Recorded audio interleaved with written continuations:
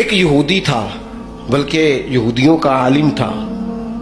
اس نے ایک دن حضرت بلال حبشی سے کہا کہ مجھے پتہ چلا ہے کہ آپ حضور کے مہمانوں کے لیے سارے بندوبست کرتے ہیں اور بعض اوقات آپ قرض بھی لیتے ہیں، تو میرے پاس کچھ اضافی پیسے پڑے ہوتے ہیں، مجھ سے قرضہ لے لینا. حضرت بلال نے کہا ٹھیک ہے، قرضہ اس سے لے لیا. ایک مقررہ میعاد، ایک وعدہ اس کے ساتھ طے ہو گیا. سیدنا بلال حبشی رضی اللہ تعالیٰ عنہ نے وہ پیسے لا کے مہمانوں پر خرچ کر دیے.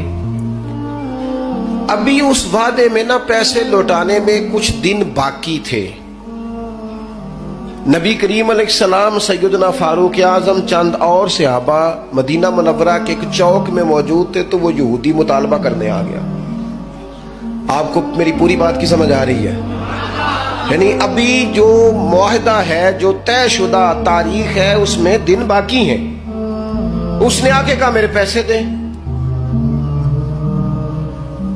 تو نبی پاک علیہ السلام نے فرمایا ابھی تو وعدے میں وقت باقی ہے. اس نے معاذ اللہ سخت باتیں کرنی شروع کر دی، سخت. اب آپ کے پاس دلیل بھی ہو، آپ سچے بھی ہوں، وعدے میں ٹائم بھی ہو، تو کسی کی سخت بات سنی جاتی ہے. اور جہاں بھائی وعدہ آئے گا تو دیکھی جائے گی تیری اتنی ضرورت. اب جب اس نے سخت بات کی تو سیدنا عمر فاروق نے تلوار پہ ہاتھ رکھا. حضرت عمر ہے نا، شیر ہے نا اللہ رسول کے، ہاتھ رکھا تلوار پر. نبی پاک علیہ السلام نے فرمایا عمر جلدی نہ کر.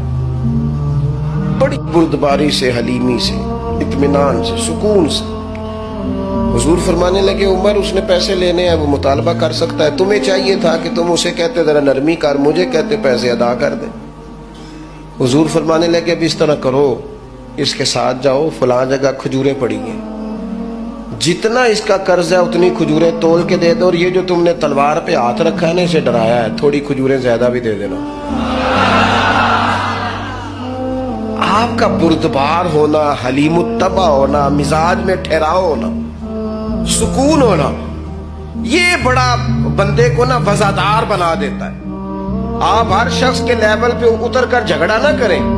میں نے دیکھا ہے سیانا بیانا آدمی بچوں کے ساتھ بحث کر رہے ہیں، سمجھدار آدمی ہو کے ایک نادان سے گفتگو کر رہا ہے. میں نے شاید پہلے بھی آپ سے کہا تھا کہ میرا ایک فتویٰ ہے، اس سے اختلاف بھی کیا جا سکتا ہے. میرا فتویٰ یہ ہے کہ میاں بیوی کے جھگڑے میں اکثر قصور میاں صاحب کا ہوتا ہے. ہو گئے ہونا ناراض، لگ پہ ہونا پورا نے. ہاں میں نے پتا سی یہ جتنے ہی فتویٰ دیتے ہیں اتنے ہی حال ہویا ہے. میاں بیوی کے جھگڑے میں نا زیادہ تر غلطی میاں صاحب کی ہوتی ہے. کیوں بھلا؟ اس لیے کہ عورت بیچاری کی عقل ناقص ہے، اس کی آدھی ہے، وہ پورا سوچنا بھی چاہے تو شعوری طاقت اتنی بلند نہیں. تو میاں صاحب کی تو پوری ہے نا، تو پھر جھگڑا ختم کس نے کرنا تھا؟ تو جی میاں صاحب آکن تینوں آج ٹھیک کر کے چھٹ گئے، تو یہ تو غلط بات ہے نا بھائی.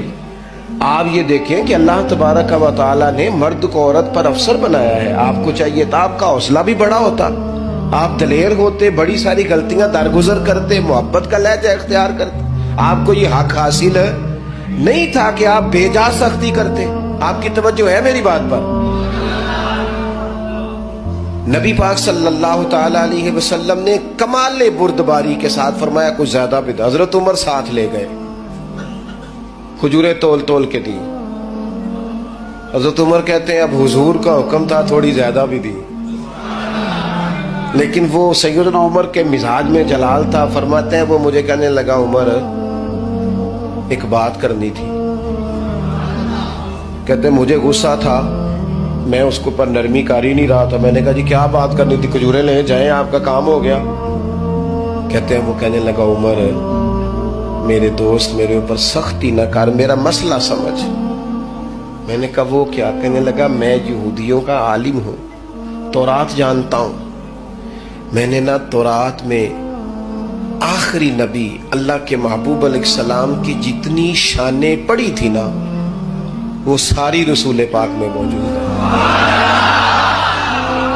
ایک شان میں نے یہ حضور کی پڑھی تھی کہ وہ بڑے حلیم ہوں گے، بڑے بردبار ہوں گے، ان کے مزاج میں کمال حوصلہ ہوگا، اور جتنا جتنا کوئی جہالت کرتا جائے گا محبوب کی بردباری اتنی بڑھتی جائے گی.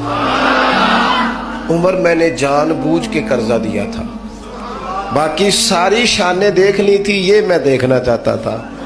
میں نے قرضہ بھی جان بوجھ کے دیا، وقت سے پہلے بھی جان بوجھ کے آیا، سخت باتیں بھی معاذ اللہ کی، لیکن جب رسول پاک صلی اللہ علیہ وسلم کی بردباری، حوصلہ اور وفاداری دیکھی تو عمر اب تو مہربانی کرنا، مجھے لے چلنا.